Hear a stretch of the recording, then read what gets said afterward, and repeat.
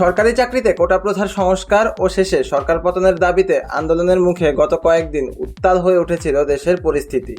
এই অবস্থায় বন্ধ হয়ে গিয়েছিল সবকিছু।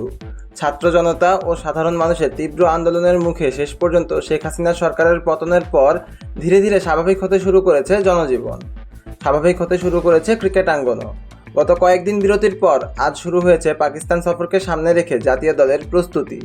এর আগে বুধবার প্রস্তুতি ক্যাম্প শুরু করে বাংলাদেশ এ দল।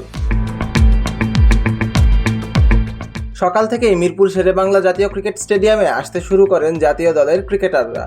বেশ কয়েকদিন হোটেলবন্দি থাকার পর অনুশীলনে ফুরফুরে মেজাজে দেখা যায় পুরো দলকে।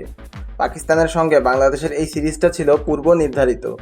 এই সিরিজের দুটি টেস্ট আইসিসি টেস্ট চ্যাম্পিয়নশিপের অংশ। প্রস্তুতিতে তাই কোনো ঘাটতি রাখতে চান না মুশফিক মিরাজরা। তবে সর্বশেষ কয়েকদিন দেশের সার্বিক পরিস্থিতি ভালো না থাকলেও গ্রাউন্ডসম্যানরা সকল ধরনের সুযোগ সুবিধার ব্যবস্থা করে রেখেছিলেন বলে জানিয়েছেন ক্রিকেট অপারেশনস ইনচার্জ শাহরিয়ার নাফিস। সেই সঙ্গে নিশ্চিত করেছিলেন 8 আগস্ট থেকে শুরু হবে মূল দলের অনুশীলন। এই ব্যাপারে শাহরিয়ার নাফিস বলেছিলেন, দেশের গত 2-3 দিনের পরিপ্রেক্ষিতে আমাদের অনুশীলন শুরু করা কনসার্ন ছিল। বিগত 3-4 দিন দেশের সার্বিক পরিস্থিতির কারণে আমাদের গ্রাউন্ডসম্যানরা কাজ করতে পারছিল না। আজকে আমরা এসে দেখেছি আমাদের সুযোগ সুবিধা গ্রাউন্ডসম্যানরা ঠিক করে রেখেছে। আমরা এ দলের অনুশীলন শুরু করতে পেরেছি। আশা করছি আগামীকাল জাতীয় দলের অনুশীলনও শুরু করতে পারব। বাংলাদেশের এই প্রতিকূল অবস্থায় বেশ বন্ধুত্বপূর্ণ আচরণ করছে Pakistan cricket board PCB. Bangladesh জাতীয় ক্রিকেট দলের দেশে অনুশীলনে সমস্যা হলে পাকিস্তানে গিয়ে অনুশীলনের প্রস্তাব দিয়েছে তারা। তবে এই ব্যাপারে এখনও পর্যন্ত কোনো প্রতিক্রিয়া জানায়নি বিসিবি।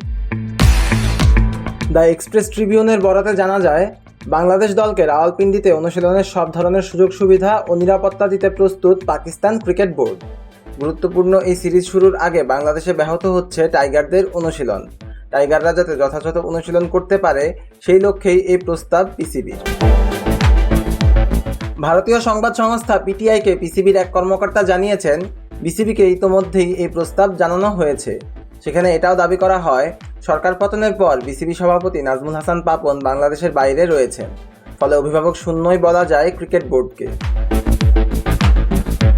এর আগে দেশের সংকটময় পরিস্থিতিতে বাংলাদেশ এ দলের সূচিও 3 দিন পিছিয়ে দেয় পাকিস্তান ক্রিকেট বোর্ড। 13 আগস্ট থেকে শুরু হবে সেই সিরিজ। পাকিস্তানের বিপক্ষে বাংলাদেশের প্রথম টেস্ট শুরু আগামী 21 আগস্ট রাওয়ালপিন্ডিতে।